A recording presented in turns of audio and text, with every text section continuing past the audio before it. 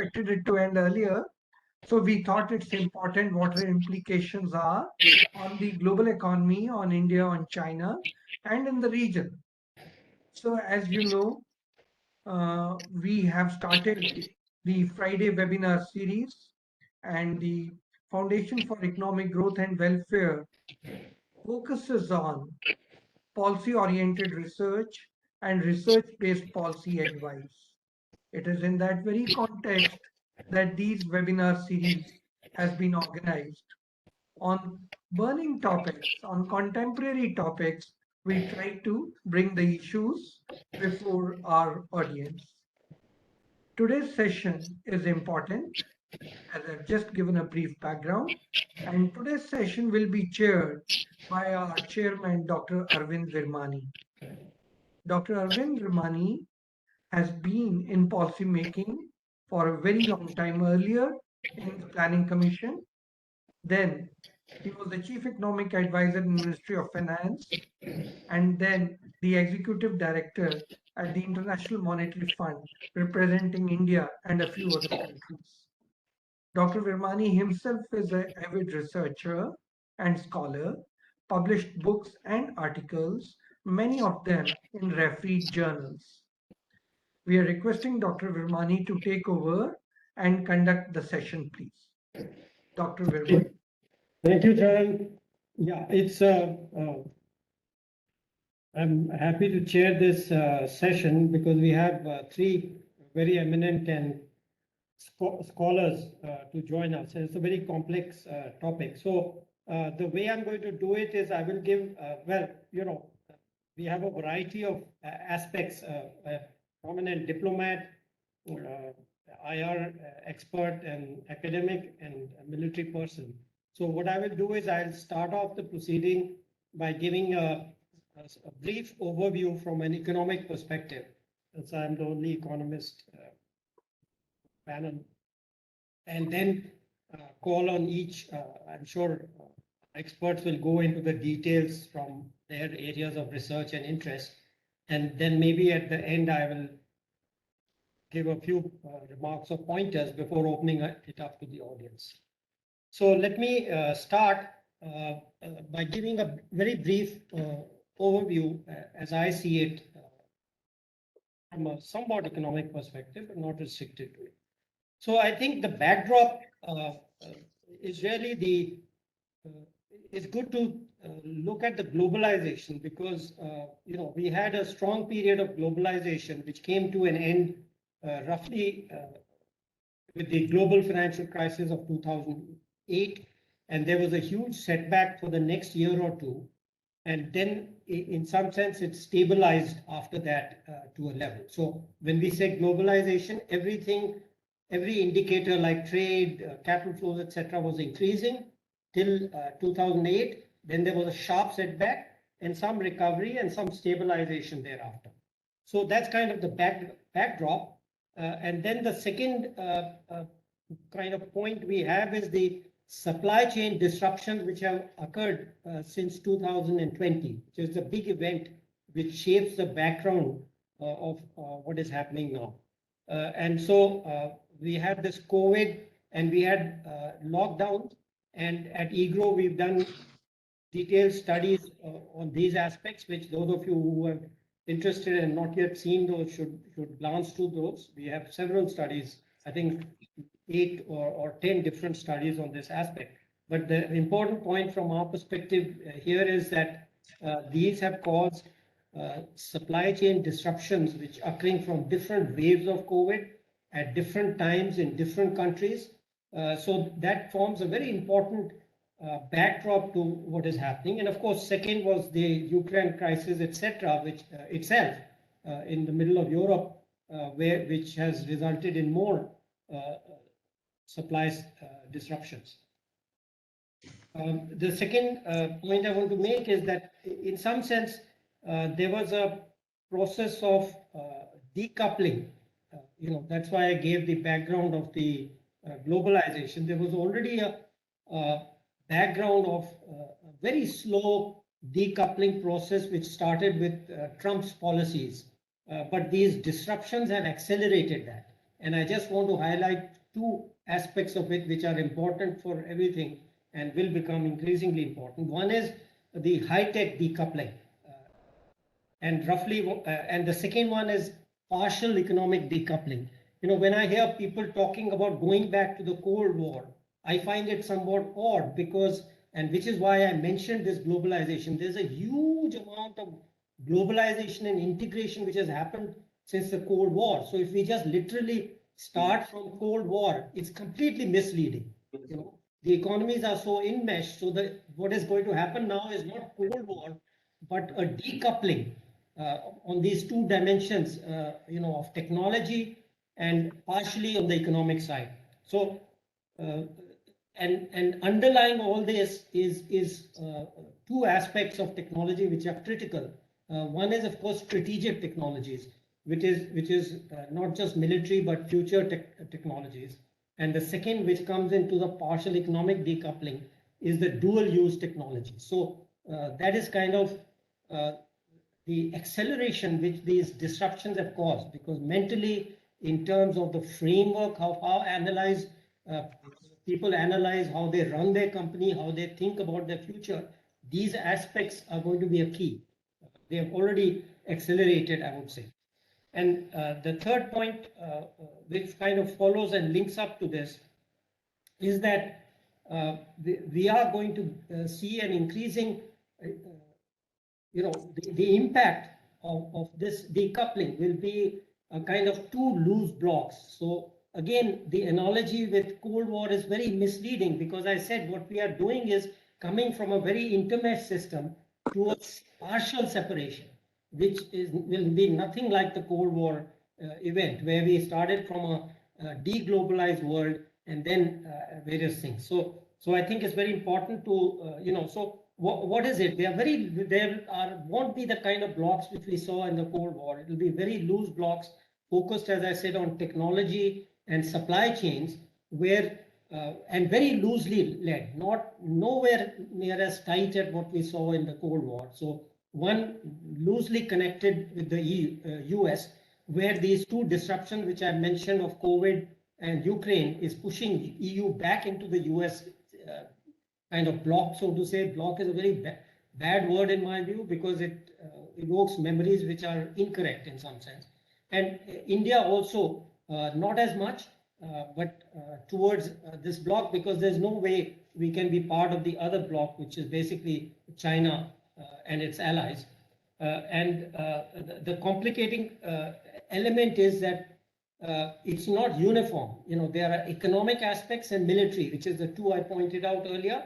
And therefore, economically, it's very clear. Russia is one minor, if you look at the world, and the question of partial economic decoupling, Russia is a very tiny economy in this scheme of the world. So there is no option, no question that India will not be a part of the China-Russia bloc. And some of these things the other discussers maybe touch on when they talk about the implication of the Ukraine war. And this is the complication for us, which perhaps General Shankar will talk about, is that militarily we are not likely to decouple very quickly from Russia. So basically, economically, it's very clear. Russia is such a small element. China is such a strong opponent of ours, and General Shankar may elaborate on that, that there's no issue, there's no question of us being in the China-Russia bloc militarily forever, for economically, but the military part, as we know the history, maybe we'll touch on more. And finally, the element of war and sanctions.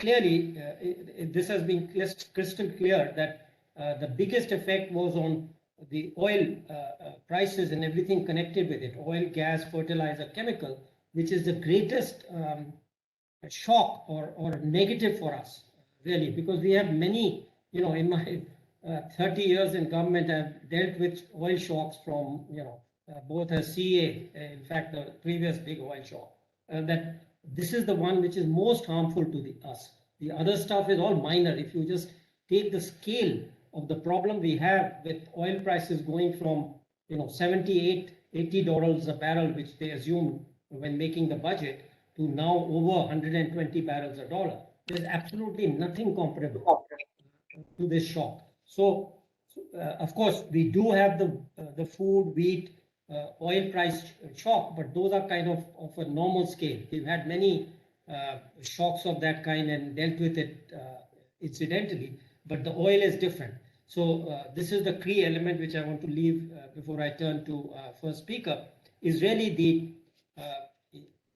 the sanctions are not likely. Of course, one can go into the details. I'm sure our discussions will go into some of those details. In my view, even if the war ends in 6 months or 9 months, the sanctions are not going to go away. So these oil shock is going to last for some time. And this is going to be the biggest problem for us going forward. With that, let me start with our discussions. And as I said, after they have spoken, if there are gaps and elements left, I may come back in and comment on it. With that, let me turn to our first speaker, Professor Srikanth Kondapalli, who is Professor in Chinese Studies at the School of International Studies, JNU. He's currently Chairperson of the Center for East Asian Studies, School of International Studies, and Research Associate at the Center for Chinese Studies, University of Stellenbosch, South Africa. He served for many years in the Institute of Defense Studies and Analysis. With that, Professor, over to you. Thank you very much. Good afternoon to all of you. Let me thank the organizers, EGROW Foundation, for inviting me for this discussion on India, China, and the geopolitical context. I agree with Dr. Virmani that the larger context is also important for us to understand the bilateral relations. And he had flagged the Ukrainian war, the pandemic, and of course the various other developments attendant to these energy crisis, food crisis, sanctions, and a host of other things. So let me just give the larger impact on China and India first, and then go into the bilateral. So the Russian military actions on Ukraine, it had created a lot of dilemmas for China. China has been saying, like India, the United Nations Charter be the basis for global interactions. But Russia's invasion of Ukraine created this situation of where exactly do the Chinese stand on that front, because the Ukraine territory has been invaded. There is the Donbass, and previously Crimea has been annexed. And previous to that was Georgia, Abkhazia, South Ossetia. These were also affected. So China's critique has been very implicit on these terms, but their critique of the NATO expansion has been more explicit. So that is where we find the China's dilemmas. Second is the Chinese were not prepared for escalation. China and India have actually argued in the United Nations about ceasefire, immediate ceasefire in Ukraine. And they have not identified, of course, Russia, but have mentioned about the neutrality and ceasefire as the preconditions for any resolution of the issue in Ukraine. But China is surprised, unlike India, with the sanctions imposed on Russia. Of course, sanctions also affect the Indian side. If we look at the CATSA and other regulations from the United States, but these have not been applied so far on India. Turkey, when it imported the S-400, it did attract the sanctions from the US, but last year, India had deployed the S-400 between Pakistan and China. But so far, the sanctions have not been imposed on India. So there is a different perspective on India. But China's, the sanctions have now begun on China. Huawei company, ZTE company, they have been identified by the Americans. And gradually, it is estimated that China would also enter into sanctions. In relation to the Russian sanctions on Russia, While China stated it opposed the Western sanctions, but it did not offer much help for Russia so far. For instance, AIIB loans have been put on hold, but not necessarily completely blockaded. Or the new development bank of the BRICS or renminbi regulations, these have been stalled, but possibly temporarily rather than in any. So let me say what are the lessons from the Ukrainian war, because it is still impacting both on China and India. And of course, it has not impacted the bilateral relations, but it has been impacting China and India individually as a larger component. One is, of course, the problem of strategic signaling, clear red lines to the Ukrainian war. The lack of these resulted in in a way, confused responses from India and China. Neutrality, sovereignty, and ceasefire, all these put together. The second most important impact of the Ukrainian war is the war preparations across, and it is affecting China and India. China in terms of the possible invasion of Taiwan or South China Sea or Senkaku Islands. India in terms of its preparations, military preparations against China and against Pakistan. There is, for instance, logistics buildup. There is also the interest in drone warfare. One of the key effects of the Azerbaijan-Armenian war and the current war in Ukraine. Drone warfare has really attracted both China and India in pursuing that kind of a warfare. Also, the credible conventional and strategic deterrence capabilities. In the case of India, the Galwan crisis on June 15th, 2020, where 20 Indian soldiers were killed, that is a main problem for India to address. For China, the cross-strait relations have been highlighted in terms of the opportunity possibly for China to undertake that kind of an invasion with the Russian actions in Ukraine. But the Russian suggestion for escalating into a nuclear war, whether it is tactical or strategic, that also added a new dimension with hardly, of course, any impact on India and China, because both of them follow the no first use policy. So we have not heard about the N word in China and India in the background of the Ukrainian war. But one of the things that we can see in the background of the Russian invasion of Ukraine is the Chinese capabilities, both against India or Taiwan, that is becoming, for instance, China had mobilized 70,000 troops across the LAC, while it has also been mobilizing several aircraft simultaneously on Taiwan. So in a two-front war kind of a situation, it is exerting itself in different directions. Dr. Virmani spoke about the economic aspects. India aspires to be a $5 trillion economy, and this year the estimates are about 8% growth rate. But the Ukrainian war also brings in a lot of uncertainties, especially in terms of the sanctions, decoupling, tariff wars. These have marginal influence on India. Nevertheless, one doesn't know what is at the end of the tunnel in terms of these sanctions on Russia. But most importantly, as Dr. Virmani mentioned, energy prices, food prices, inflation, 7.8% in India. That's quite high.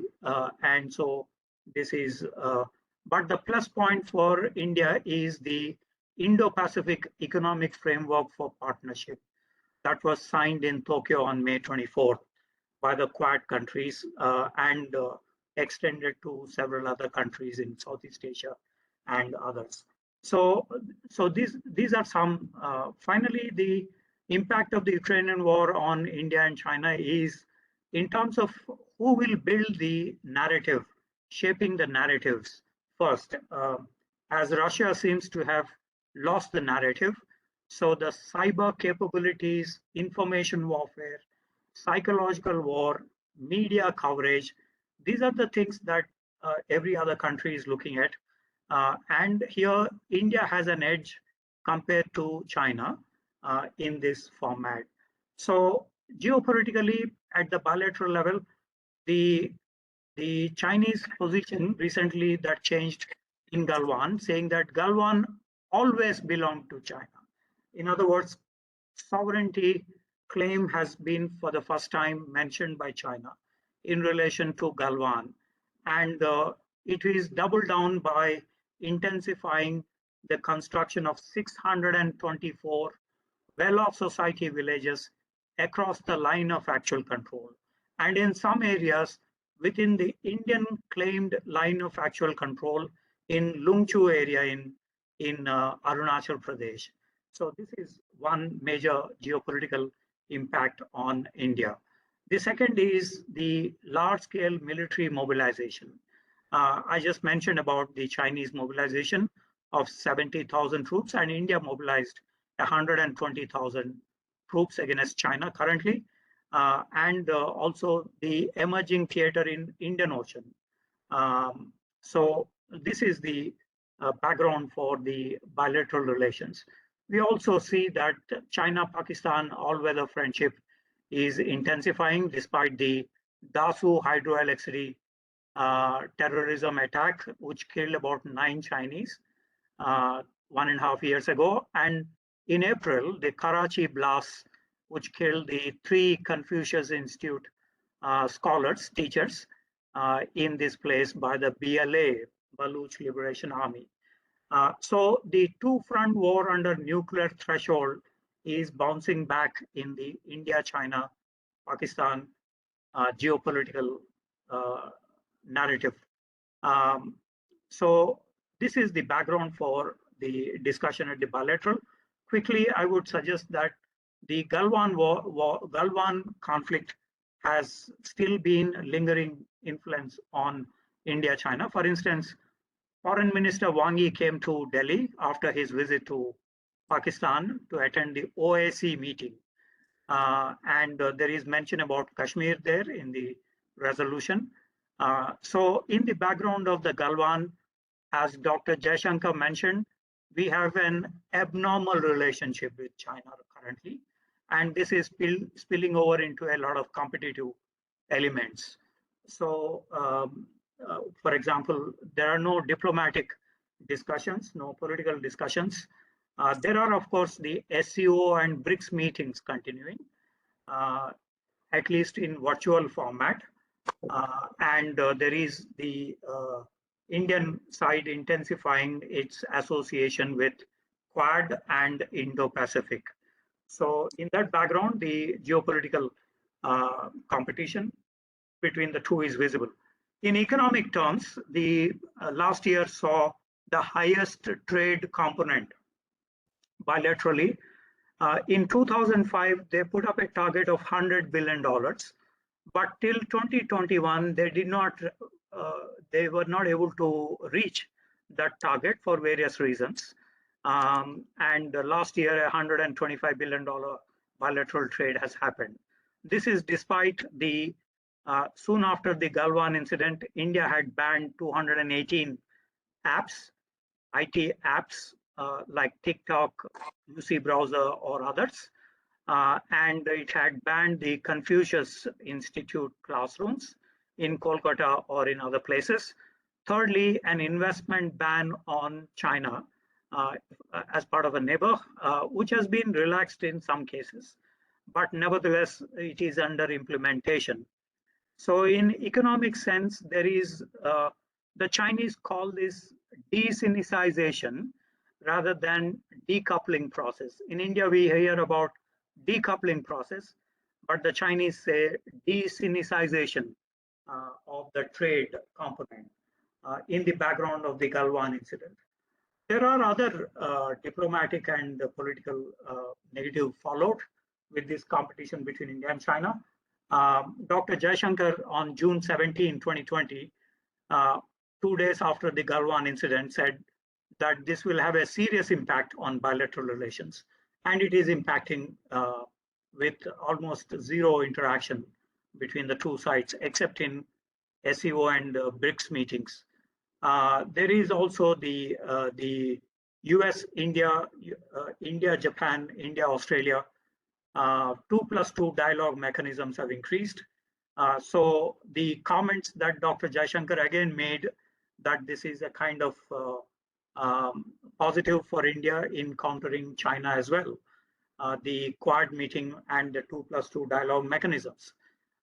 So this is broadly the bilateral context. First, the overall context, but there are certain determinants also between India and China. One is the COVID spread has reduced the transportation and other interactions. Secondly, the core interests, as they call, have been highly negative impact in India-China context. First is the territorial dispute. 15 rounds of core commanders meeting for disengagement de-escalation has not been completed in all sectors so far. A 16th meeting is due shortly, but there is no expectation that they would go back to where they have arrived in March 2020. So that is still a negative feature. Kashmir, China had raised the Kashmir issue at the Security Council for discussions. The other P4 members opposed it, while this indicates China is willing to take up the Kashmir issue at the Security Council. 3 times they did, 3 times they lost in terms of formalizing the discussion. Second is the 1267 Committee on Terrorism, the FATF, Financial Action Task Force. Based on this, the Chinese were raising a lot of issues complicating the Indian effort in counter-terrorism. And also, China is mobilizing military forces as security guards initially in the CPEC projects, China-Pakistan Economic Corridor. And the latest is that they also plan to extend the well-off society villages in Pakistan occupied Kashmir. But if you look at the Sri Lankan default case, the Nepalese or other countries, 16 countries out of the BRI states have debt, heavy debts. And one of the things that China is doing is grabbing land like Hambantota. So it is quite possible that China may lay claim to more land in POK in future in lieu of the Pakistani inability to give the loans, which have now come under loan repayment period, both at the IMF as well as at the Chinese CPEC projects. So this is the context in the broader India-China relations. China is upping the ante with the Himalayan Quad and the other things that I just mentioned. So the competition is also extending to new domains, such as in space, cyber, maritime orders. And this is where we need to see how it goes. Finally, let me say, what are the strategies that India could be addressing in order to counter the Chinese thrust? First is, of course, India did not sign an FTA with China, nor a RCEP, because that is dominated by China. Instead, it has been supporting BIMSTEC, Chabahar, Sabang ports construction, and at the economic level, the so-called de-Sinicization is reflected in reduction in the number of imports. Specific items have been identified in pharmaceuticals or in other vulnerable sectors. There is a plan B that is coming up from the Commerce Ministry. Although on other items like the manufactured goods, etc., India had been importing many of these. And of course, the last year, oxygen concentrators have also created that kind of a demand in India. At the diplomatic level, India is creating concentric circles with neighborhood first policy, and some red lines are being drawn here. And Uri, Doklam, Balakot, Kailash ranges All these incidents indicate that India is putting up the red lines in the immediate neighborhood in relation to Tibet and Indian Ocean. There is a controlled engagement policy as a diplomatic posture between India and China. At the political level, Prime Minister Modi announced in September 2014 about support to the democracies. He made this statement in Tokyo, and we know the target countries for this, North Korea, China, because he spoke in East Asia about that support to the democracies. So there is an ideological element that is also being added in terms of democracy versus socialism. Strategically, the Act East policy and the quadrilateral Quad meetings been intensified. Militarily, India is addressing the China question by strengthening the conventional and nuclear deterrence, and of course, joining the United States with foundational agreements, but also with the tri-service exercises with Russia. So just to summarize, the India-China bilateral political and geopolitical environment is getting more competitive in nature, and it is spilling over into various aspects of economy, politics, diplomacy, strategy, and other fields. So let me stop here, and I'm willing to take questions. Thank you for your attention. Thank you, Professor. Let me now turn to Ambassador Venkatesh Verma. Ambassador Verma has served in many positions, among which the ambassador to the Conference on Development in Geneva, and as ambassador to Spain and the Russian Federation, till he retired in October 21. He has been the recipient, I believe, the first recipient of the S.K. Singh Award for Excellence in Indian Foreign Service for his contribution to the negotiations of the Civil Nuclear Initiative. Ambassador Verma has an MPhil in International Relations from the JNU. Ambassador Verma, over to you. Thank you, Dr. Virmani, and thank you to the EGROW Foundation for inviting me to this panel. I am full agreement with your opening remarks and, of course, the very masterly overview that you gave the global situation in the context of the Russia-Ukraine ongoing war, and of course the masterly presentation by Srikanth, Professor Srikanth Kondapalli on in India-China relations. Let me make a couple of points that sort of bridge both the with a little bit of a reference to Russia, because that's where I would like to come in from, given my own experience with Russia. You see, there are 3 big red lights that are flashing in the international system.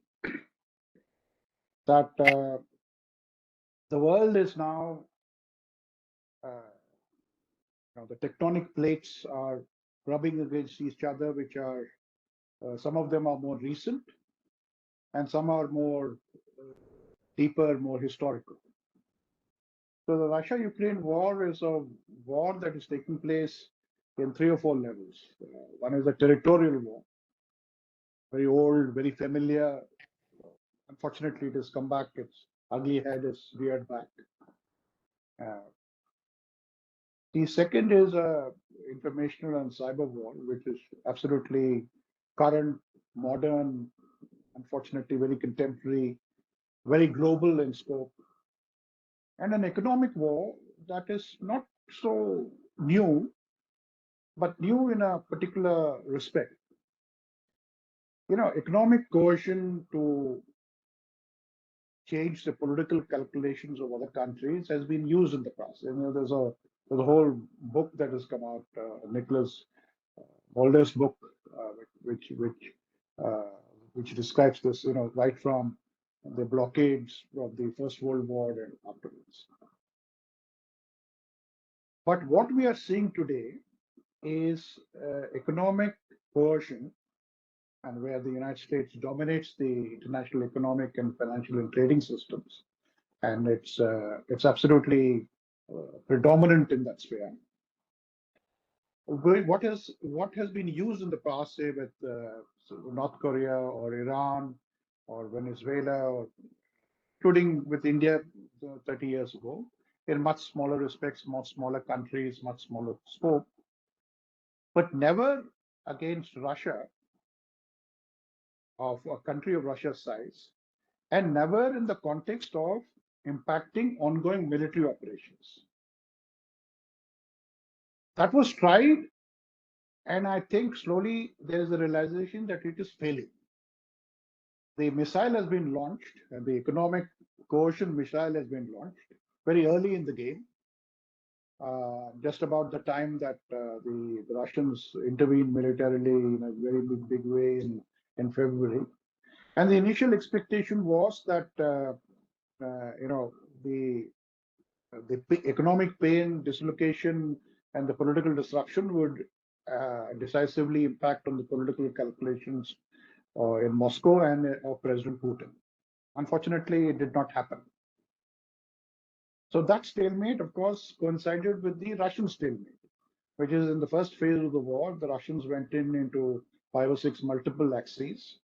They got stalled very quickly, and there was a military stalemate as well. So you have a military stalemate, and you have a economic stalemate, and it creates a big mess because nobody's calculations is working out. And the collateral damage spilling out of this confrontation that has been locked in is now impacting us more and more across the world. It is Dr. Virmani perfectly analyzed this. It's just not energy, not the banking system. It is food grains, minerals, transportation, and you're absolutely right, sir. And this is something that is very rarely understood in India. You see, strangely enough, India and Russia were entrance into globalization around the same time. Of course, we were not strangers to the outside world, but in 91, 92, we opened up both with our hearts and minds, and the Russians did the same. Of course, their discovery of the outside world was far more profound than the Indian discovery, but the effect was that, in 91, when I was 1991, when I was posted in Moscow, there was barely a Western institution in Moscow. In 2002, 1, 2, and 3 that I was posted in Moscow again, I mean, it was entirely Westernized. You had MasterCard, Visa, you had all the big multinationals, all the 5, 6 big accounting firms. I mean, we're all there in Moscow. Aeroflot, which turned out to be one of the best airlines you could fly until it was grounded more recently, had 80% Boeing and Airbus almost entirely leased fresh, clean, new planes. And it was run on Western models of management. So this sanctions guillotine that has come is cutting into very deep linkages. And there were deep linkages with Europe, extremely deep linkages with Europe. Not so deep linkages with the United States, because the United States, even in the last 30 years, engaged with Russia, but not so. It had always had a bit of caution, and a deep engagement with China. There was a backdoor engagement in the eastern side with China. Now, systematically, the European door has been closed. The American door has been closed. In fact, far more tightly. And the only door to the outside world is the non-OECD countries, which are, India, China, and the rest. Now, in terms of not just aircraft, in terms of the Sapsan train that runs between the superfast that runs between Moscow and St. Petersburg, many of you may have traveled on that. The main engine that runs the train is from Siemens, and Siemens Spare parts will last 3 months. If you cannibalize, they'll last 6 months. But 1 year down the line, there will be no support from Siemens. And that is across the board. You have so while the Russian economy is temporarily doing well, far more better than what was initially anticipated from the West. In the medium and long term, the risks are fairly real, critical, and formidable. Let's not underline the fact that if Russia had emerged from the Soviet Union, had been largely broadly autarkic, but then had become more autarkic as a result of these sanctions, its ability to withstand the sanctions would have been of one order. But since it integrated, especially in the civilian economy, civilian, in terms of banking, infrastructure, road building, food industry, um, small machine tools, energy is a deep dependency. The from the Soviet oil production for Russia after a decade of dramatic fall, for Russia to pick up oil production again, going back to the Soviet levels, was entirely due to the new infusion of European technology that came. The absolutely revolutionary transformation of Russian roads in terms of the automobiles, entirely a marriage between Russian industry and European industry. I mean, many of you would have heard that the highest number of the top class Mercedes, BMWs selling anywhere in the world until the Chinese took over was in Russia. So that impact, how this will play out is actually an unknown. It will be critical, there's no doubt about that. Whether there will be openings coming out through the Central Asian countries, through Turkey, through Switzerland, which might open up a little more after the initially blocking off. So European disunity is something the Russians are banking on. They're banking on us as an outlet to the outside world. They're definitely banking on China. Now, where does this leave us? It leaves us because the main protagonists have lost control over the script. Much as we would like to believe that the world is divided into good and evil, the powerful and the less powerful, and finally the good will prevail, and they know it right from the beginning that this is how this will end. Unfortunately, the answer is no. The Russian script has gone awry. That it's obvious. You will see it every day. But it's not as bad as it seems, as it's made out in the Western and therefore in the Indian press. And therefore, it actually they are quite getting the upper hand militarily in Eastern Ukraine. But that does not mean that Russia has taken a very substantial blow in terms of its larger national strengths, and so that blow is very, very substantial. The other part of the equation is whether the West, which is the United States, which is deeply divided domestically now, inflation cutting through, $14 trillion of COVID assistance that is flushing through the international economy. Inflation, the midterms that will come up in November will, for the first time in several decades, will come up against the background of inflation. And inflation in the United States is, of course, a very, very powerful political dissenting force. It's a great disruptor, and you have the other problems of gun control, of abortion, and on top of that, an incomplete and unsuccessful war that Biden and the Democratic Party is now waging in Europe. Secondly, inflation will also cut into the nature of support for Ukraine in Europe itself. Presently, it is fairly solid, initially because of the shock.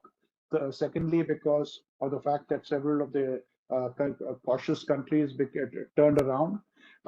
Thirdly, because there was intense American pressure.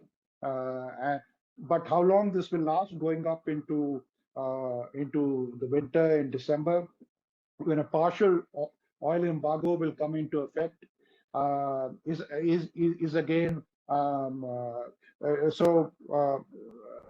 There are two escalating factors here. The Russians are working against a time frame to complete their military operations against the time frame of how they calculate the political decisions within the EU will come to the surface because of the inflation, economic disruption, the larger economic costs of waging the war in support of Ukraine against Russia. So there are two escalatory factors there.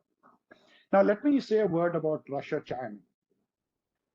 You know, in different ways, the Russia-Ukraine war has been a disruptor of a comfort zone that, we lived in, the Chinese lived in, the BRICS lived in, or even the United States lived in. So we are actually into a new uncharted geopolitical territory because the rumblings have just started. We don't know how far they will go. Now, there are three aspects of the Chinese reaction to Russia.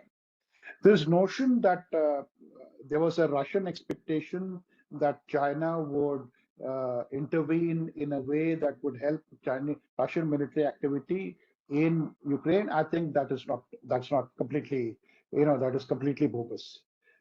Even today, China has not recognized Crimea as part of Russia.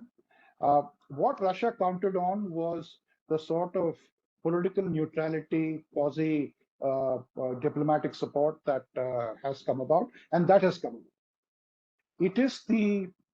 Russia has moved some troops from its eastern military district to its western military district. That is also due in some measure, not in whole measure, in some measure to the fact that it has a stable relationship with China presently.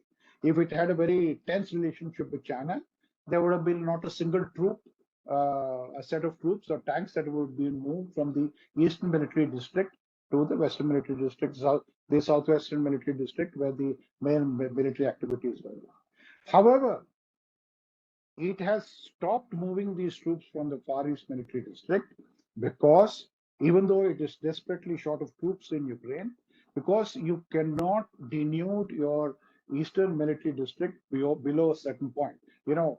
These are not allies. Russia is having the best 20 years of its relationship with China in a troubled period of 200 years.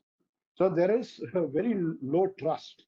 So this notion that somehow Russia and China are buddies and they're all in it together and some big conspiracy that is that's not true at all.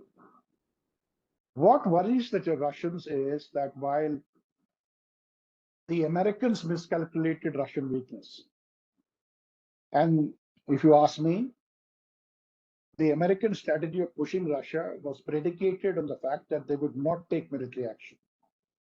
The 30-year process of expanding NATO, and it happened 5 times, was predicated fundamentally on the assumption that Russia would complain but not intervene militarily. Or even if it did militarily intervene, it would do so in a surreptitious, in a background manner, like it did in 2014 in Donbass.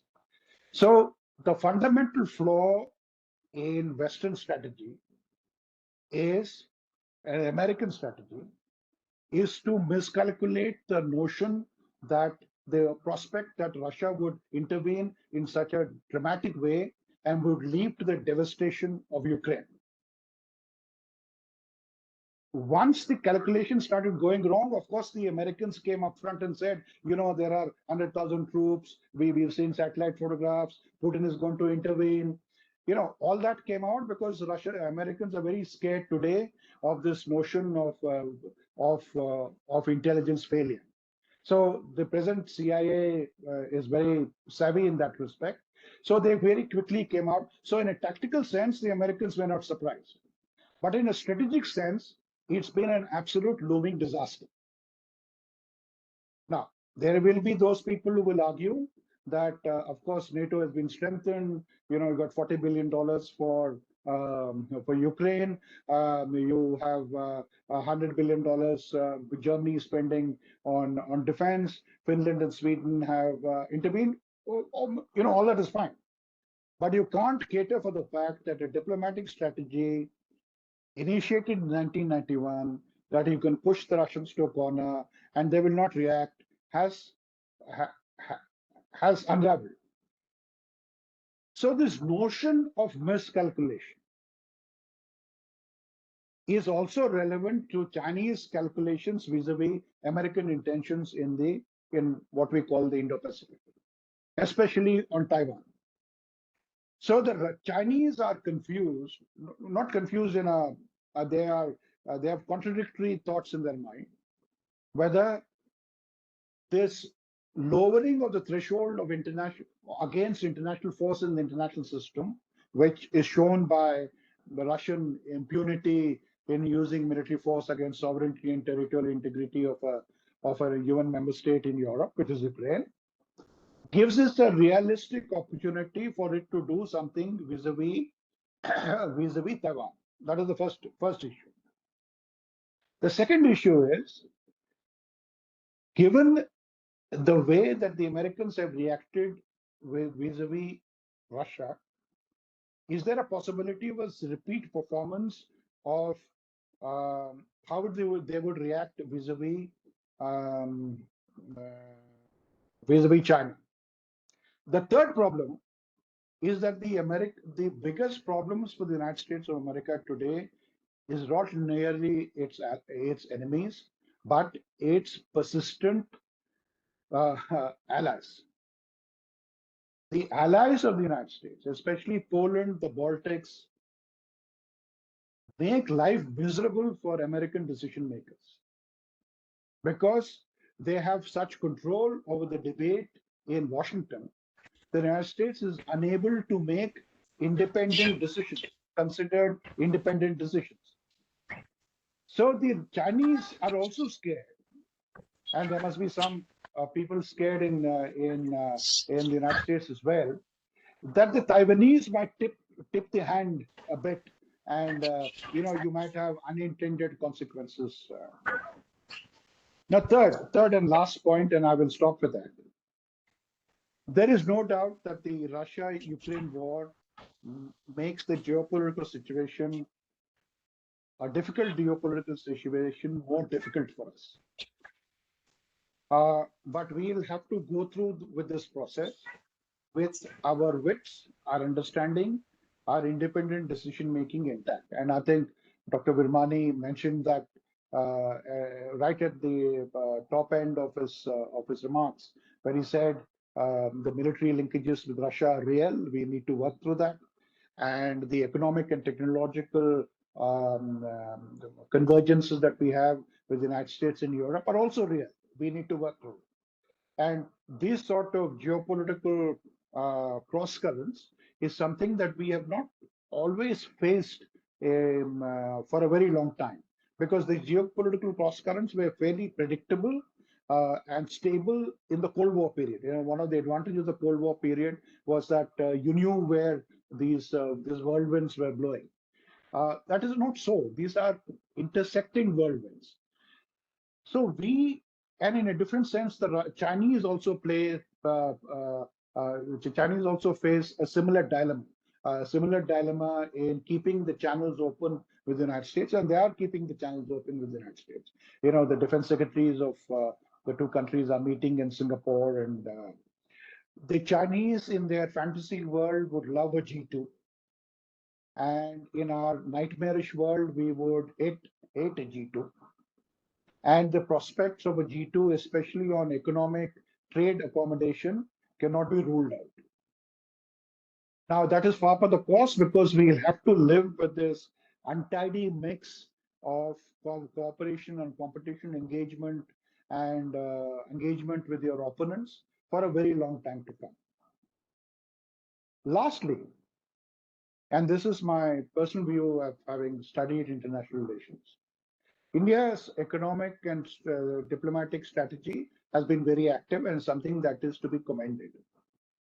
And that is something we should continue.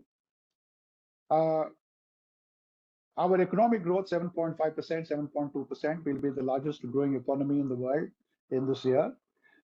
But any economic growth has to be connected with other growth centers. That is a fundamental law of growth. You cannot cut yourself off from the growth centers in the United States, in Europe, and China. This breakup of the world into two different architectures is something not in our interest, because then you don't run with three engines, you run with two engines. And you run with two engines, of course, your growth will be correspondingly. And there's been a considerable amount of diffusion of technology, not only old technology, but the new growth of technology for us to be cut out from. The last point I want to make, in navigating this geopolitical space, let us be careful about one issue. Both China and the United States have a common interest, not a joint interest, not a coordinated interest, but a parallel interest in weakening our current military and energy relationship with Russia. The problem for us is not that Russia will support China. The problem for us is when China wants to take advantage of what would invariably be an impacted relationship between India and Russia. That's inevitable. If we are clever, if we are well planned, we are disciplined, we will minimize that impact. But some impact will happen. This is a geopolitical jukebox that has been shaken that will have impact everywhere, including in our India-Russia relationship.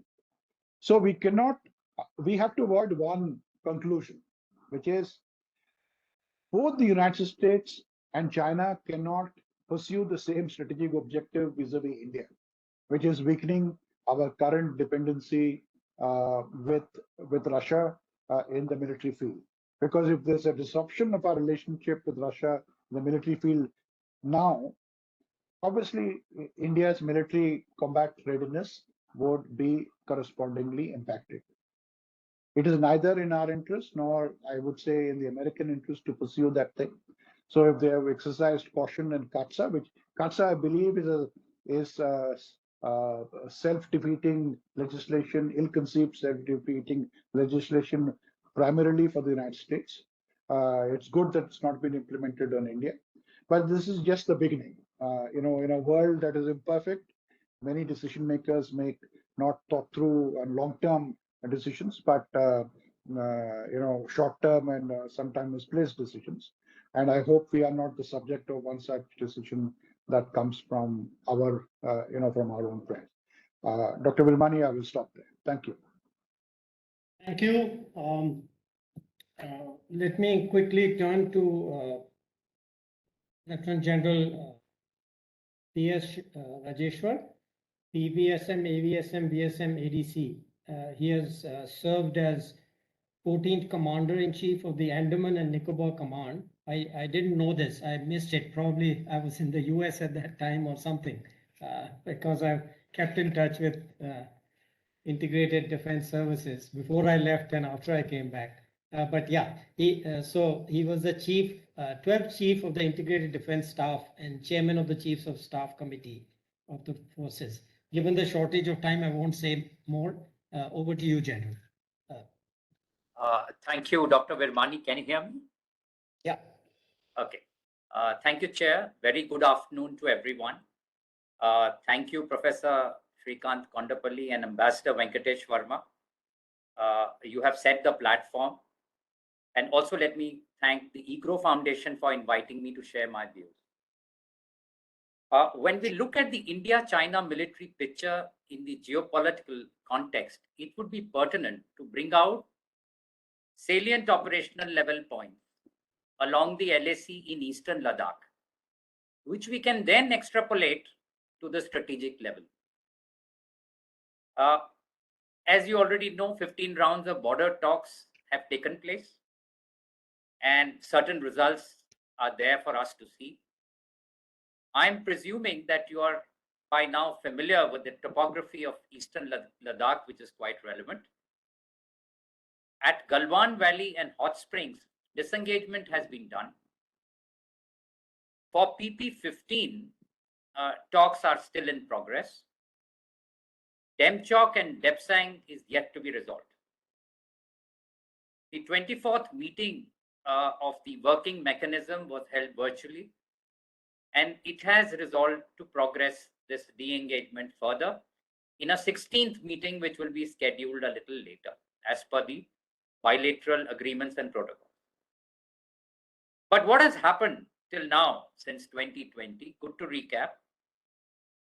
And our erstwhile army chief had outlined the status that is obtaining now.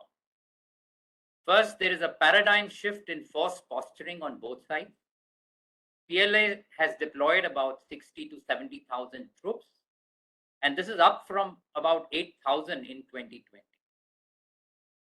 We too have matched these numbers and are prepared for any eventuality. The northern borders have been given primacy, and a rebalancing of our deployment posture has been done. Also, what we have significantly augmented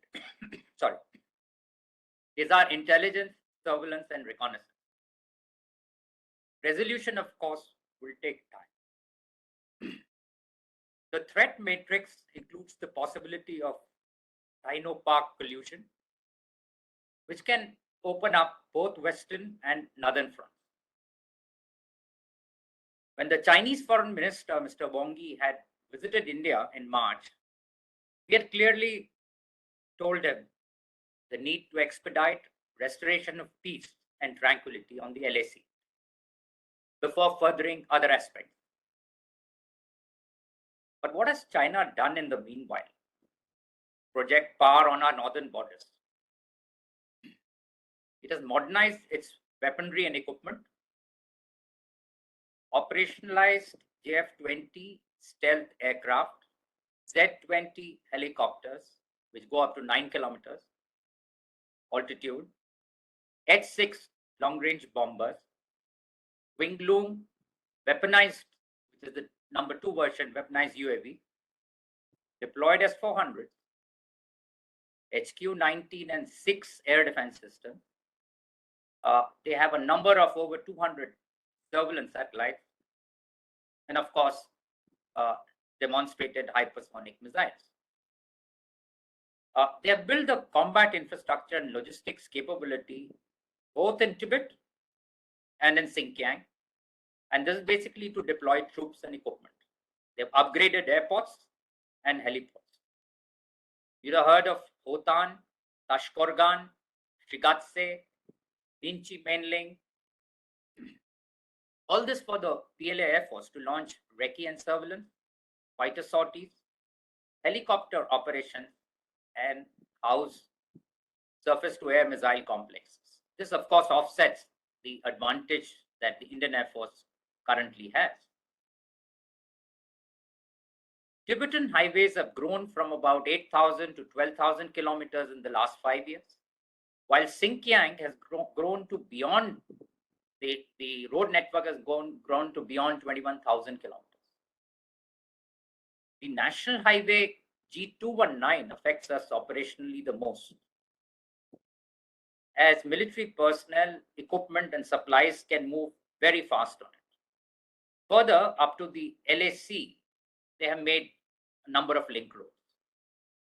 As you are aware, a new second bridge has been established over the Pangong Lake.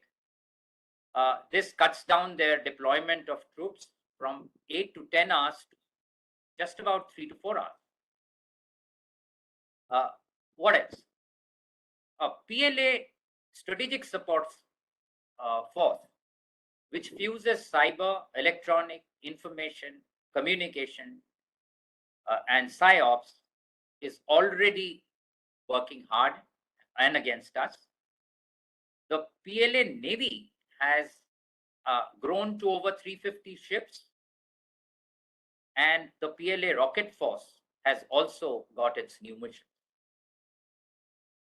Over the last about 5 to 6 years, the Chinese have invoked their theater command system.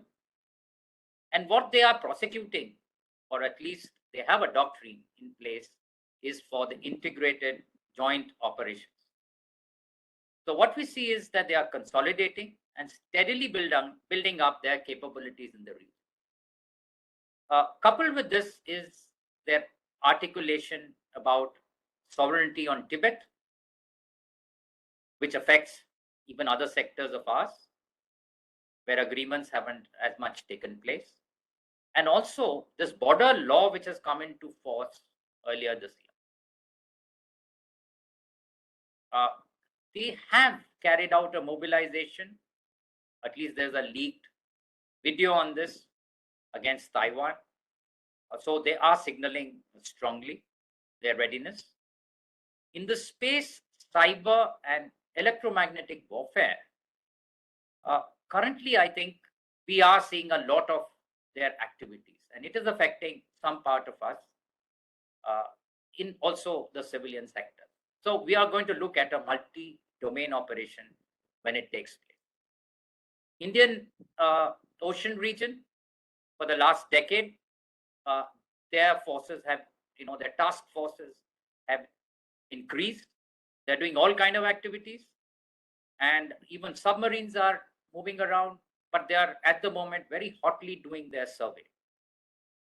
Clearly, China intends to be very belligerent when it comes at some stage. So what can happen going ahead? The situation at the moment I see is clearly volatile and uncertain. While the probability of conflict looks a bit less till the Chinese Party Congress meets in November or December 22, there is a possibility of misperception and miscalculation that might lead to another skirmish, whether in Eastern Ladakh or any other sector. We can't rule that out. Have the Chinese learned any strategic lessons from the Russia-Ukraine war, which is applicable in our context? Surely they would have. And I can assess that they would have calculated that wars can be started, but thereafter they could get prolonged. Second, if the war extends, Russia could become independent on China. As we are seeing, we are not very clear as to when this war will end. And this will neutralize India's leverage through Russia.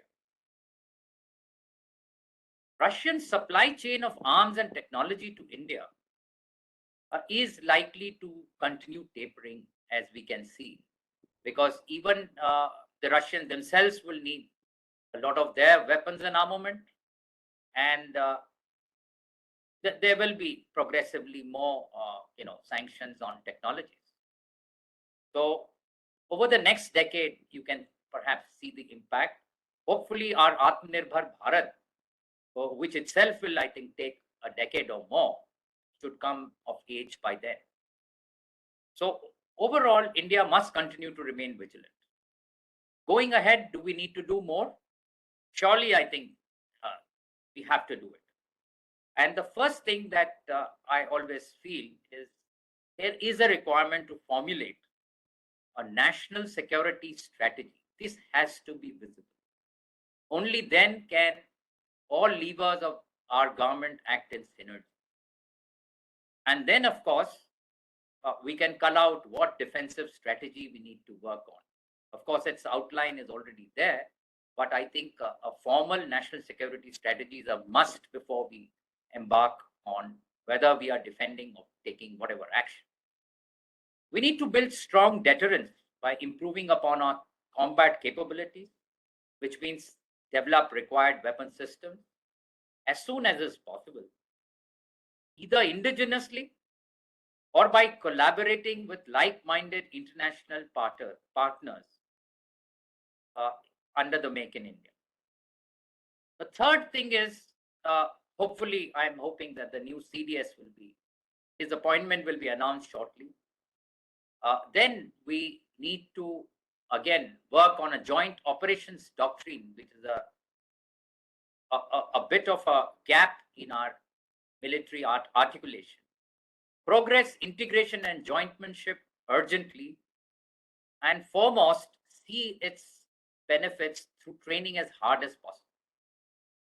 So overall, on the strategic level, we not only need to be strong, we need to show our northern neighbor, for that matter, our western too, that we are strong. So deterrence can only work because I think they respect strength. And hopefully, of course, this will come out of a strong India as we go forward. There are a number of other things like what I would look at from budgets, a word about supply chain dependencies, defense technologies, and the aspect of NFU and nuclear shadow. Just a quick it was good to know that the budget this year increased, giving a fillip to our capital budget plans, which has gone up to 1.52 lakhs, 68% of which will be indigenous. But what is very important is technologies, and good to know that private sector will be given 25% of the overall R&D. Supply chain, Ambassador Verma very clearly has articulated. Those linkages are very strong at the moment because we have about 15 squadrons of the Air Force, which are all Russian aircraft, from Su-30s right down to the MiGs. Tanks, whether it's T-72 or T-90s or BMPs, BrahMos, surface-to-air missiles, Indian Navy, class submarines, Vikramaditya, frigates, Kamov, all types of future acquisitions also, right up to the AK-203 weapon system. And defense technology, as you are aware, a lot needs to be done on our, developing the aircraft engine, which unfortunately for the last 4 decades we haven't been able to. Then transport aircraft, jet trainers, hail UAVs, counter UAV, seeker technologies, avionics, that is other than the strategic technologies of artificial intelligence, biotechnology, quantum communication, and cyber. With that, I will come to an end and take on any question and answers if they come my way. Thank you, sir. Thank you, General. We are running out of time, but I quickly want to make some points which have arisen. So let me go over them quickly before I open up. I guess we had a very broad picture and a very detailed many aspects, which it could have been 3 separate talks, but that's fine. So one issue which Professor Kondapalli talked about was reducing economic dependence on China. So we have a strategy. One of the key elements of that strategy is, earlier we had this focus on East Asia and look east. I think some of us recommended, many people thought, oh, China and East Asia is the fastest growing area, so we have to join RCEP, we have to be in this region. Well, we've got FTAs with ASEAN countries, etc., but we don't have to do that with China. About 10 years ago, I was actually on the committee which 10 or 15 years ago, which talked about FTA with China. And at some point during those meetings, we decided that it was just not worth our while and not in our interest to do that. And of course, more recently, 2 years ago, we came to the conclusion, correct one in my view, that RCEP was not the thing. Getting enmeshed more with China was not the way to go. So what is the new strategy, just very briefly, is joining the global supply chains. Much of the international trade actually occurs through internal trade within MNCs. That's what we call in economic the supply chains. And India has been completely out of those supply chains for 75 years. So the strategy for getting involved on the supply chain, beside the general reforms, economic reforms, which I won't talk about, is to have these FTAs. We've already got one with Australia, with UK, hopefully will be done by the end of this year, and with EU by end of next year. So that is a new strategy of joining the supply chains of the developed countries, which are headquarters, which are the MNCs And once you join them, once you facilitate it through FTAs, they will automatically think of having parts of their supply chains here instead of China. So that's the basic approach, but it's not going to happen instantaneously. So a lot of people are saying, oh, our imports from China have gone up. Well, it's not going to change. Firstly, you have to look at the share. Has the share increased? No, the share has actually gone down. Absolute value may have gone up. And secondly, this strategy is going to take some time, a minimum of 3 to 5 years to change. First, getting the MNCs involved. Secondly, them thinking about supply chain elements coming to India, and finally shifting the proportion from China. So that's one very important thing to remember. Kind of connected with it, but a third point is the issue of IPEF. Because USA has decided it doesn't want any more FTAs or any such deals with anybody, India or anybody else. In my view, the IPEF actually provides us with a handle for a substitute for RCEP, which is acceptable to USA and India, and where we can, in fact, we can leverage ASEAN, even South Korea. For example, South Korea's view on the digital economy and digital regulations are much closer to India's than to the US. So it provides us with a framework which we can use to use the ASEAN countries, South Korea and Singapore, to have a middle path, which which we wouldn't be able to do if we were in a bilateral kind of discussion with the USA. So in my view, the IPF is very important if we use it intelligently. In fact, there are 4 pillars, and one of the pillars on supply chain, India is supposed to coordinate or lead or whatever you want to call it. So that is very important. That's the second element in my view of the strategy. I'm commenting on the issues which Professor raised. And third one, which was very important, is the neighborhood first policy. So I think, of course, we've talked about neighborhood for a long time, but I believe from the little inside information I have, there is now a real seriousness to involve,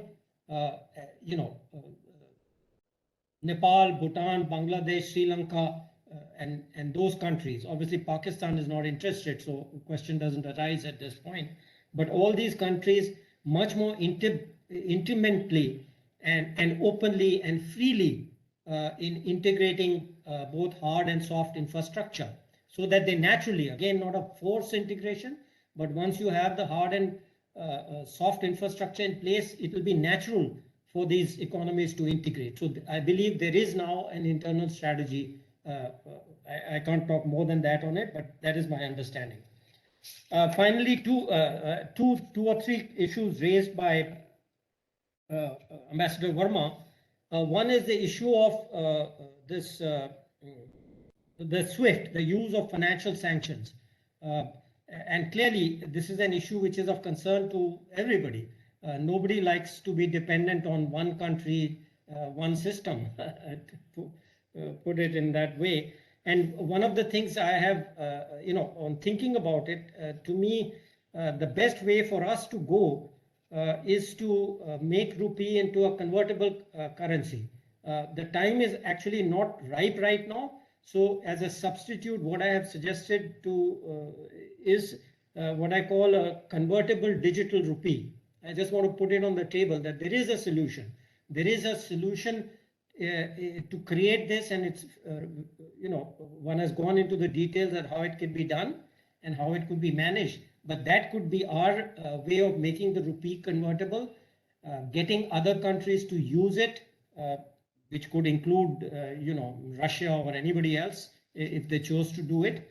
But there is a path we can choose. I don't see the RBI taking this path yet, but I believe there is a way which really goes through this convertibility route. Once our rupee is a convertible currency and people openly and willingly use it, then it actually provides us some handle to creating a somewhat independent payment system. Without it, there's no way you can not be dependent on SWIFT and other US controlled systems.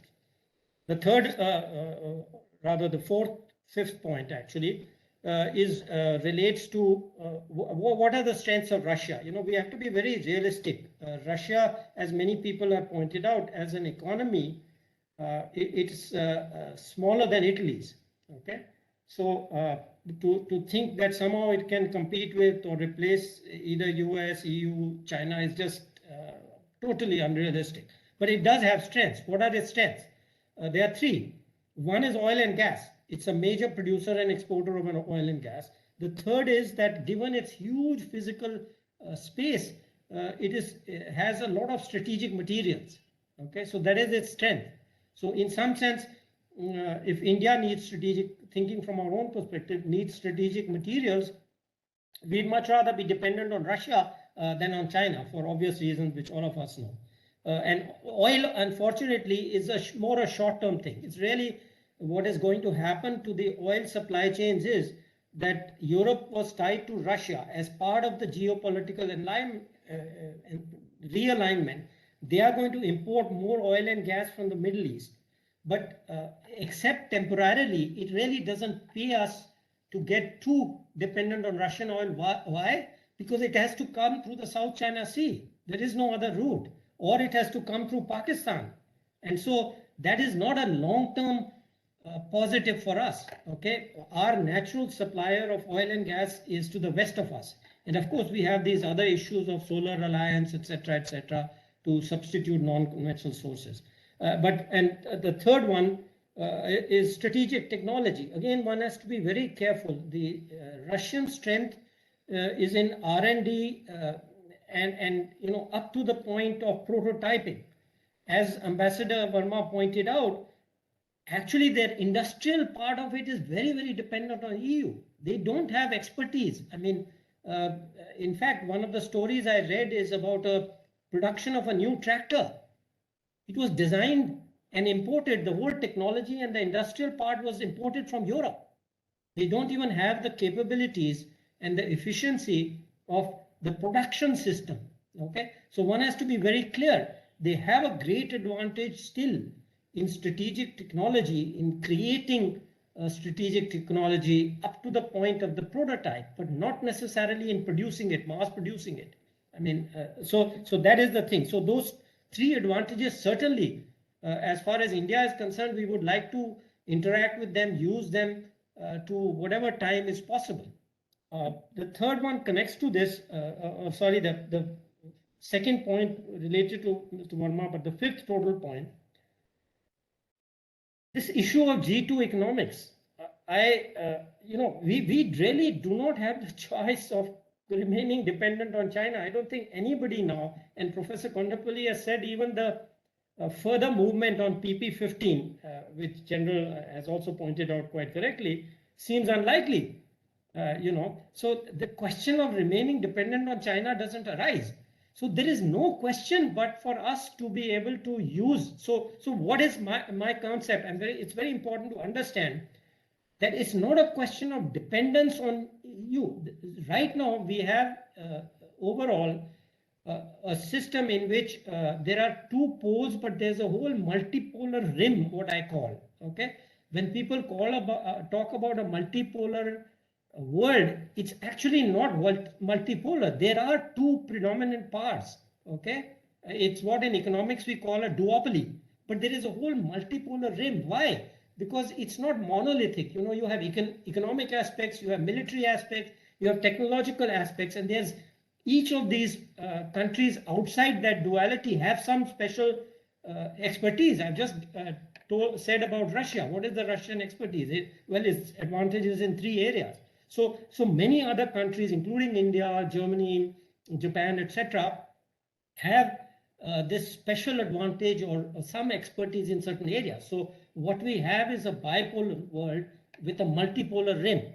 And what we are going to do is in the 15 or 20 years, our objective should be to make it a tripolar world with a multipolar rim. Who is the tripole? It's India. So in my way of looking at things, it's really what is it that we can get from these other countries to go from this bipolar to a tripolar. And there is little doubt that we can gain more. That doesn't mean becoming aligned to them. That doesn't mean becoming supplicants to them or subsidiary to them. But we can advance our interests best by these FTAs and other interactions with the US, EU, Japan, etc. So I don't think there is any other way. This does not mean that we don't try to take the best benefits out of Russia and even some interactions with China to reach that status. It's not a question of a permanent position. This is what I find many strategists seem to forget. The fact that for 10 years we may be dependent doesn't mean we'll be dependent forever, as long as we are mentally thinking how to not become non-dependent. A temporary dependence, and I always remind the thing how Pakistan used the US for 20, 30 years. Please go back and study how Pakistan used the US and the West to advance their own interests, though we used to think of it as a colony or dependency of the US. They didn't think about that way. They actually used the US to advance their own interests. Of course, we are not blatantly like that, but there are many, many opportunities for doing that. So I think, as I said, there. Let me finish with that, and just to. Well, I think there's nothing really. I agree with most of what, and there's not much economics I can comment on. So let me end with that and open up the. We don't have much time left, in fact, but very brief questions and comments from Dr. Charan Singh. Are you there? Anybody else? Yes, sir. Ashok, Charan, you want to yes, go? Sir. Yeah. Dr. Ashok, Professor Yeah. Mashindas? Yeah. Yeah. Please try to be brief. We don't have too much time. Yeah. Yeah, I know. Thank you very much, Chair, and allowing me to. And this was a very, very good exposition, very rich discussion. My very small question: how India's interests are being impacted adversely by the duration of the war between Ukraine and Russia? Will it be against the interest if it prolongs longer than expected? Okay, let's take a few questions. I've written it down. We can see if people want to comment. Any other questions? I had a very simple question on almost similar lines. My Okay. view was the situation that has been now developed and explained by the three so beautifully. Of course, sir, you summarized it into multipolar, saying the third polar could be India. In the next 25 years, what is India's position going to be in terms of the defense strategy? Because that is worrying me the next 25 years. Now, given the geopolitical situation that has just happened, and given what we have seen on the frontier now, whatever be China done this, learned a lesson, not learned a lesson. But my worry is in the next 25 years, where would we be? And that is if any one of you would like to share that. Okay, thank you. So let me start by answering the first question and then open up both questions to the other discussants. So I think the key problem with, firstly, I believe that unless there is some kind of a stalemate in the war, where neither side feels that they can gain more by prolonging the war than by stopping it, there will be no stoppage. And the estimates have ranged, my initial thinking was 6 to 1 year, 6 months to a year. Others have said that it could go on for 3 years. I mean, people, if somebody has an estimate, they can do it. My view is that till that happens, and even perhaps afterwards, because there will not be, even if there is a ceasefire, there will not be a complete solution and a complete lifting of sanctions. And one of the key sanctions which affects us is oil related. So that means that quite easily it could take, I have seen just today some estimate which say that the realignment of the oil trade, which I mentioned to you, could take as much as 5 years. Okay, this whole oil and gas trade shifting from Europe to other countries, and Russia basically supplying to China and some of its other neighbors. This realignment will happen, but the problem is that the prices, oil prices, will remain high for us unless there is a deal with Iran which lifts the Iranian sanctions. So as long as Iranian sanctions remain, the Russian sanctions are not fully lifted, the biggest problem for us is high oil prices, which is going to take a heavy toll on the economy. Just for the general public, the best way to think of it for non-economists is that a high oil price, given that we import 80% of our oil, is like a tax. But when you have domestic taxes, your own government taxes you and then spends those taxes. You think of this high oil prices as a foreign producer or governments. Actually, much of the oil is controlled by governments. Of Russia, Middle East, etc. So it's like a tax on the Indian income, which they are taking away. Okay, so your income is depressed, your consumption will be depressed, and it will have a deflationary impact on your GDP. So stagflationary, if you want to call it that. One is the pressure of prices, one is a transfer of income, which leaves you worse off. So that is, to me, the biggest danger to our growth story going forward. With that, let me turn it over to each of our participants. We can go in the same order. Duration of war, 25 years, defense strategy, either of those questions, and anything else you want to add based on what I said. So, Professor Kondapalli. Well, it is still not clear when the war will end in Ukraine. There are no, when the war began on 24th February, one of the Russian generals said within a week or two, by March 5th or so, they would have completed the war. We are on June 10th now, and the war is continuing. So the initial expectations that the war will be overwhelmingly in favor of Russia have not been realized. So this is the uncertainty in the war. So if the war continues, of course, the Russians will get depleted, the Ukrainians get depleted. The Humpty Dumpty had a great fall, as we say.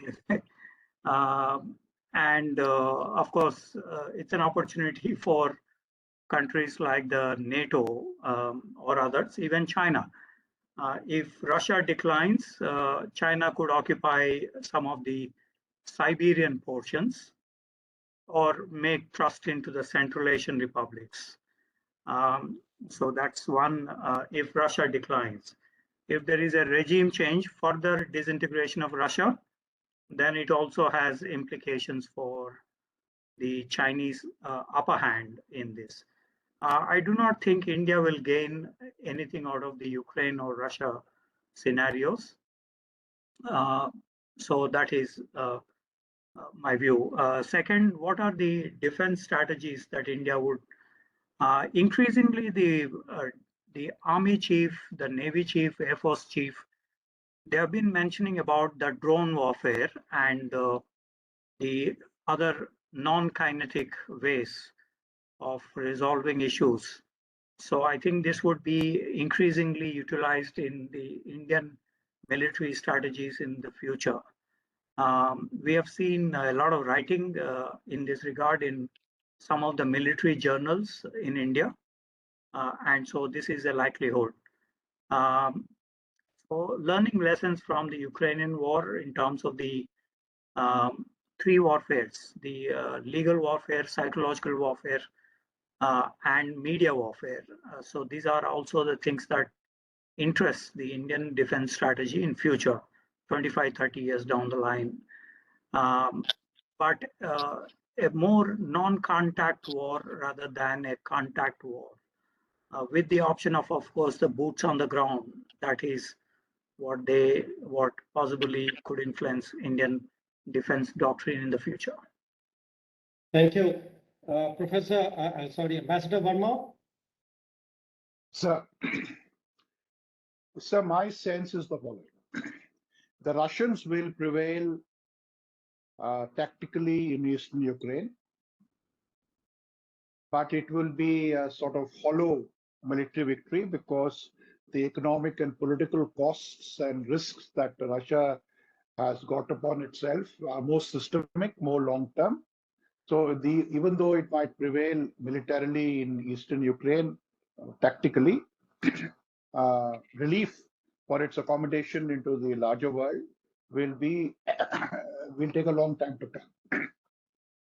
And therein will lie the fundamental roots of a big dilemma for the United States of America, whether you further kick a weaker global power, which has already got itself into a quagmire in Europe, or you turn your attention to the long-term systemic threat that the Chinese provide. Now, there are fundamentally different threats. So the first mistake, if the Americans make a mistake, will be to equate the Russian and Chinese threats. And that mistake, I think, is already underway in the strategic community in DC. It's a great tragedy, but we see the tragedy right in front of our eyes. The Russian threat and the Chinese threat are completely different. The second mistake that the Americans might make, which we hope they don't make, is the fact that since it's easier to get after Russia, you postpone and actually find an accommodation with China. And the chances of that are fairly high. Thirdly, you make the mistake of thinking that you have enough for a two-front war between both Russia and China. The United States spends $800 billion. NATO plus NATO, it's $1 trillion. They can't do it. In our view, I mean, this is now more and more less likely. There is some accommodation, geopolitical accommodation in Europe. And the United States is finally freed to its heart, its purse, its military strength, its economic thing, to take on the larger systemic peer-related challenger that is China. Number one. Number two, on military, and I will of course defer to my colleagues from the armed forces, General Rajeshwar, of course, would know better than this. My own view is that there has been a breakdown of the military deterrence relationship between China and India on the border. The breakdown was not stark 10 years ago. It has become more and more visible, and the Chinese are working on the principle that they have a military margin on our border. That is the fundamental lacuna of our entire engagement with China. We can have compensatory measures elsewhere, diplomatic, bilateral engagement, BRICS, Quad. I mean, all that is fine. It will never compensate for the differential that has appeared on the ground. Now, the great challenge for that is the challenge for our big geopolitical strategy. We can't have a disruption of the nature that we anticipate in our supply relationship with Russia, which will happen. Unfortunately, I wish I could give you a happier story, but there will be a supply disruption. We can't do Atmanirbhar Bharat. We can't downsize our army. We can't spend only 1.92% of our defense budget, change the pattern of recruitment, all at the same time. No country in the world has done this fundamental nature of defense reform on all 4 or 5 fronts. It's physically impossible. So therefore, it is important for us to pick and choose. We will do this now. We will do this in 5 years. We will do this in 10 years. All might start at the same time. But the fundamental requirement today is to reestablish a sense of credible military deterrence vis-a-vis China. That is the only way they will start taking us seriously. Presently, the answer is they don't take us seriously on the ground on the military dimension. And they keep pushing us around. They'll probe for weakness. They will try to dissuade us to go into other areas. But that is a lacuna that we need to fix. How it is to be done, national security strategy paper is a good way to put all these instruments of statecraft all together. It's a good way, but it can be done without that as well. But that is, in my view, the fundamental problem. Thank you. Thank you. Yeah. So before I turn to General, I'd like to just add one more question because it's a military strategic question. So since 2017, of course, before the pandemic, I used to talk closely personally with a number of people, recently retired and almost current. And my impression was exactly that there is that we were concerned that they were not understanding our deterrence capability, that during that crisis of 2017 in Doklam. Now that's just kind of background, because that is something I heard, and inferred from my personal discussions. But now sitting here after the pandemic, out of the direct contact, I'm beginning to get the same feeling that the government of India is still trying to signal them. I'll give you two instances that be exactly what Ambassador Verma, not exactly, but that point about deterrence breaking down, that India seems to realize that there is something is not getting through, that we are in fact more capable or whatever than they think. And I have two examples. Again, these are all vague examples. It's because one has to read the tea leaves in the papers and statements. So one I would say is the Agni 4 test. When somebody in a so-called nuclear expert in the US says that India has only deployed Agni 3, right?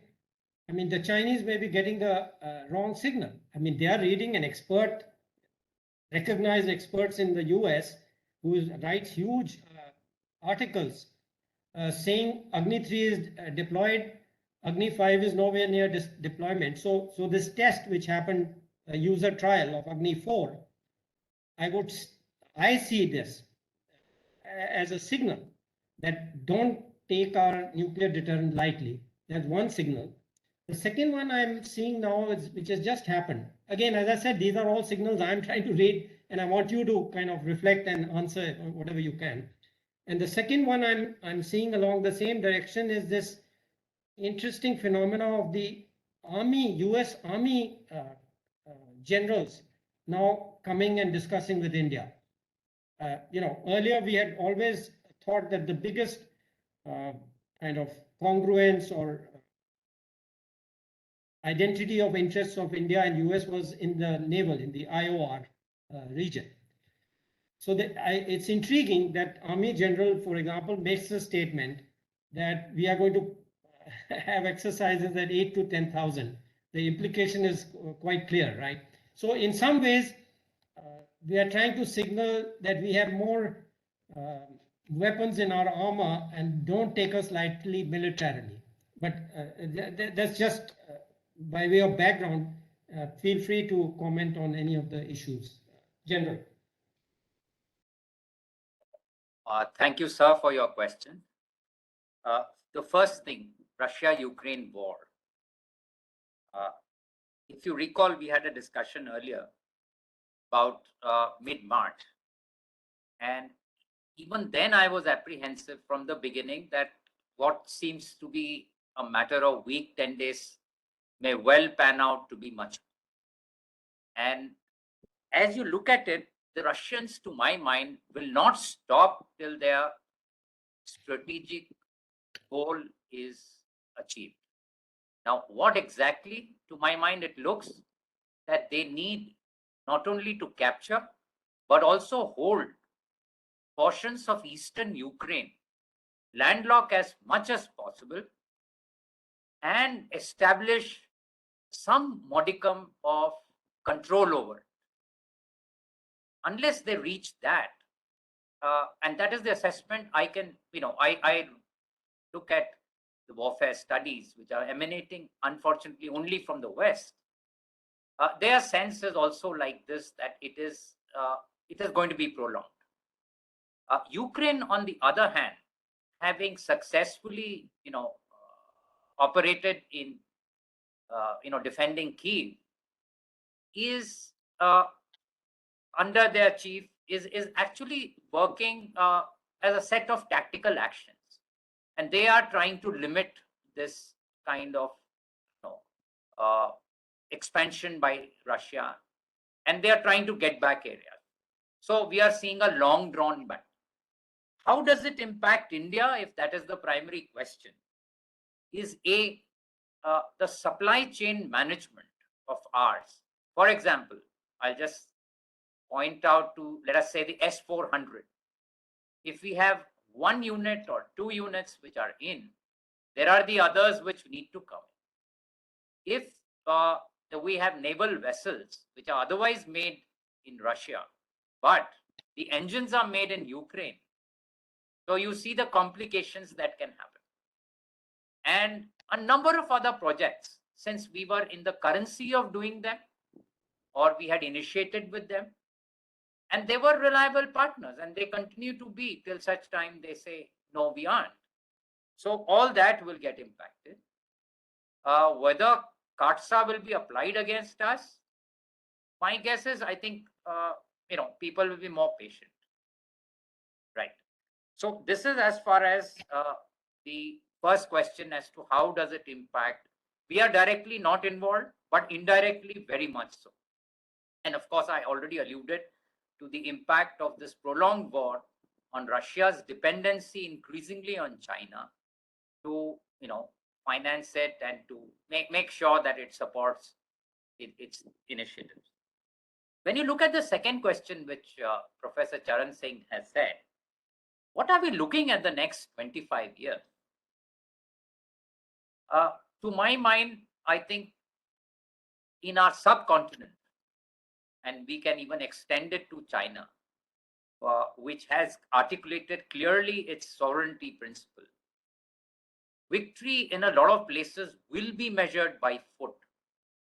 I am an army general, but I've had all tri-service exposure. But we are very sensitive as Indians to anything which happens. Like if you say the commonest statement that you see, which to my mind is not militarily as good, is we have, there is not an inch of land that, has been encroached upon or whatever it is. So you can see this has been our mentality with the West, to our western border with our neighbor. And this continues to be to the north. What have we done? We have done a lot, but you see, in the northern borders, we have done only in the last 10 to 12 years, a consolidation of infrastructure. Without infrastructure, no troops can be deployed. And to that extent, the Indian armed forces strength, especially and particularly of the Indian Army, is more on the man behind the machine. We have been able to exploit each and every weapon system in any war. I mean, I don't see anything that we have not been. We have, improvised, innovated. We have made use of this. Even if you go back to Kargil, you will see. So, if you look at it, when you look at manpower as a strength, till such time technology comes. And to that extent, we are learning about drones, we are learning about jamming, but see, cyber, but these are not concrete actions. Concrete action is on a tactical level, it is on an operational level, it is maneuvers. The ones that you're mentioning are support systems, space. It will make you, battlefield transparent and deny the other guy. Cyber, it will create some impact on collateral systems, but may not, because even without cyber connectivity, we can operate because we have a delegated style of command.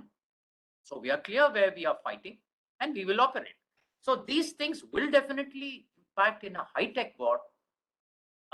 We want to pursue a high-tech war for sure, but we can make do with whatever we are doing at the moment.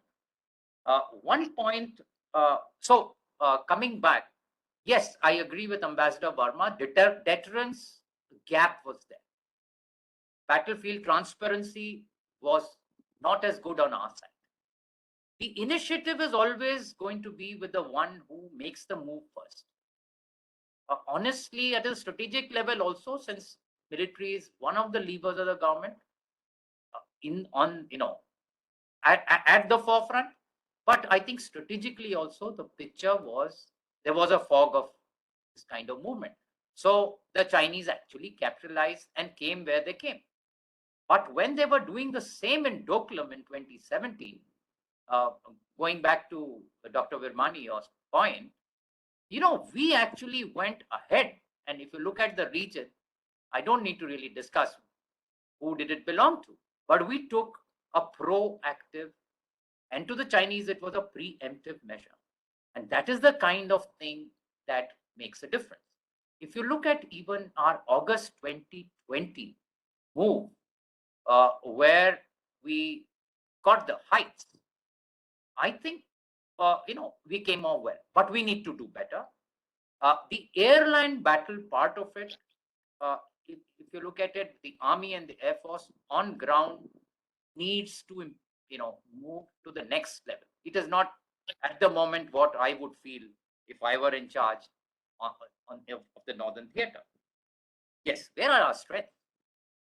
Having commanded the Andaman Nicobar and having sizable naval forces under, my command, I can tell you, Navy, we have always had a strength. We are actually internationally a power, definitely a regional power in the Indian Ocean, and we can work very closely and meaningfully with all the top powers, naval powers of the world. So we are ahead. We are more operational than what the Chinese are even now. If you look at it, they are still struggling with their second aircraft carrier.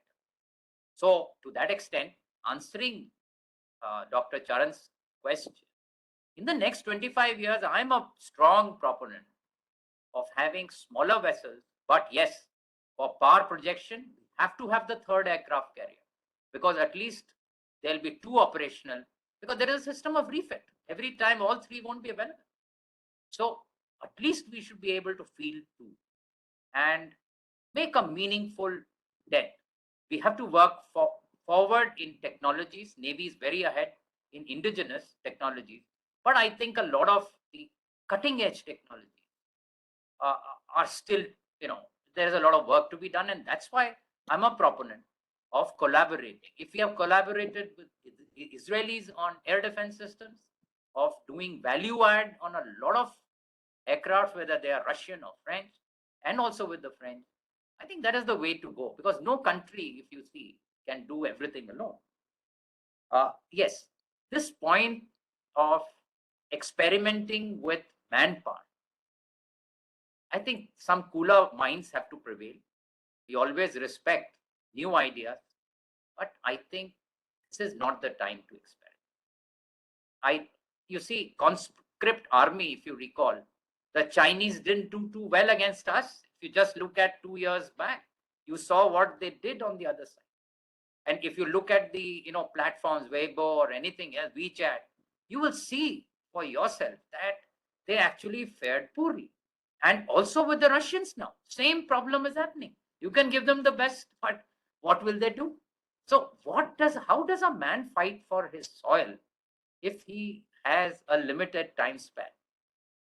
Even the best, highest guys who are retiring in the last 1 month or 2 months, they start thinking about the next, what happens to them. So I'm not too sure what is up to it. Defense budget, I fully am that, okay, there has to be some augmentation, whether it is, 2% now, and on the one hand, you are wanting to cut, you can't really cut beyond a particular limit, but salaries and pensions will have to be paid. But defense budget, I think, will need a bit of augmentation. And also, when we are looking at these two, adversaries, remember, we have an ongoing conflict, which is internal security.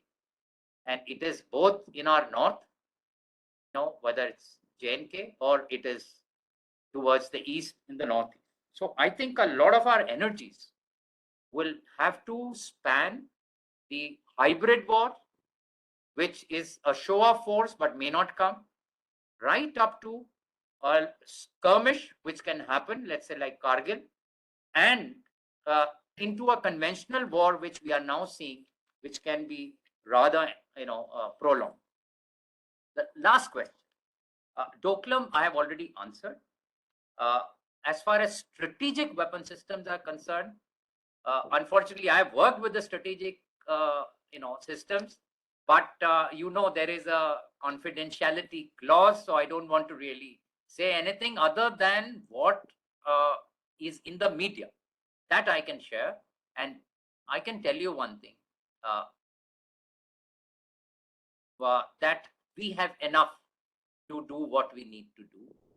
And having taken part right through all the series of the missile systems, I can tell you that, yes, the stringent standard or the yardstick that we subject ourselves and the quality control, that is our strength in those systems. Everything is indigenous and there's nothing that we are dependent on. And that is a real pillar of our security.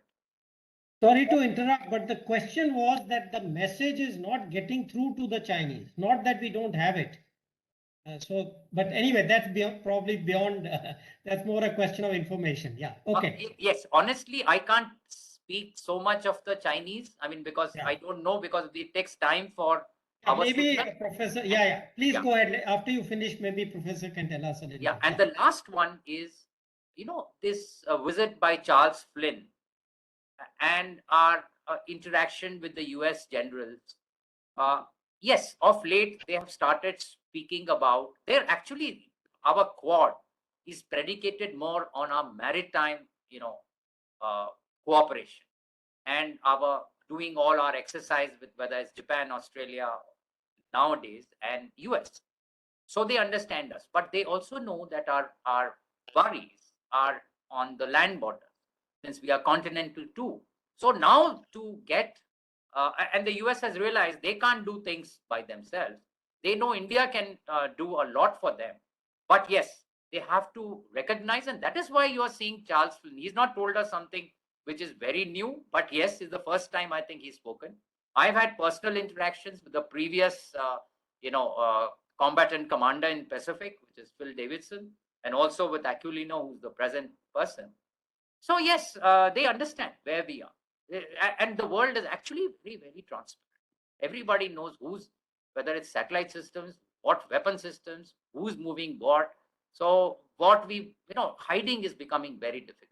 Finding is the new norm, but yes, tactics change and strategies change. So I think we should be able to take care. I'm confident. I'm not as, worried as such. But yes, we need to progress our infrastructure. That's a big gap. So I'm looking at the next 5 years at least of dedicated infrastructure right up to the LAC. Then maybe there is, simultaneously, of course, I'm saying that we have to get the third aircraft carrier and a lot of technology for submarines and survey and things like that. Thank you. Thank you. Yeah, I think we've taken a lot of time. So let me thank all the discussants. I guess Professor Kondapalli had to leave, so I can't address that question to him, but maybe some other time. So thank you to the participants and the audience. With that, Charan, you want to conclude the... Yes, I want to thank, of course, the chairman and the participants and the panelists for this lovely discussion on a very important issue. And I'm sure it's going to have immense value for policymakers in days to come. I have an important announcement to make. The recording of this will be available tomorrow by noon, and I'll share with all of you. The second announcement is next week, we have a paper on poverty and government initiatives in controlling extreme poverty. And the authors of the paper will be here with us, Dr. Surjit Bhala, Executive Director at the IMF, and Dr. Virmani, and then the PhD student, Karan Bhasin. 3 of them will be talking about their paper and telling us, and we will have Professor Kundu from JNU as a discussant. We will let you know the time, but we would like to invite all of you for that excellent research which has been discussed extensively in the World Bank, IMF, in academia, and in India. And the 3 authors will be talking to us firsthand on all their details. With that, once again, thanks all for being with us today. Thank you.